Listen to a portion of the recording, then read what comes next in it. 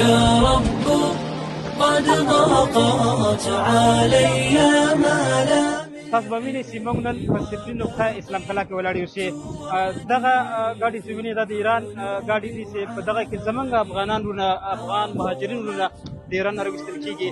موږ دوی ته هرکلی وایو، الله دې هرکله راولي. انشاءالله د دوی به موږ پوره پوره خدمت کوو. حسبي أنك خالقي رحمن. يا رب قد ضاقت علي ملامحي وبقيت وحدي في الذنوب أعاني. عظمت ذنوبي واكتوت منها الحشا.